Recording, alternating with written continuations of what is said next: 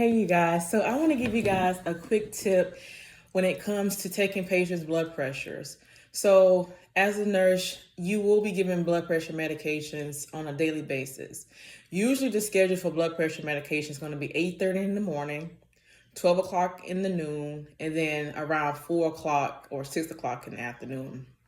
So remember, with medications, you are eligible to give medications an hour before and an hour after, as long as it's not like anticoagulants or a narcotic or anything like that. Those have to be given on time, and also antibiotics, they have to be given on time. But with the blood pressure medicines, you do want to make sure that you're checking the blood pressure before you give any kind of blood pressure medications.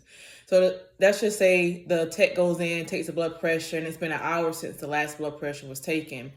Do you, as the nurse, go ahead and give that blood pressure medicine that you're supposed to give if it's been an hour since the blood pressure was last taken? No.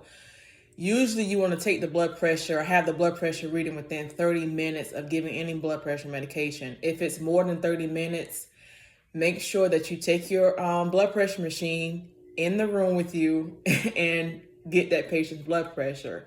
Why is that so important? Because blood pressures can change from time to time. Yeah, that blood pressure might have been high at 1 minute or 1 second or an hour ago, and here you are now. You need to check it again to see if the blood pressure was lower or the blood pressure was higher.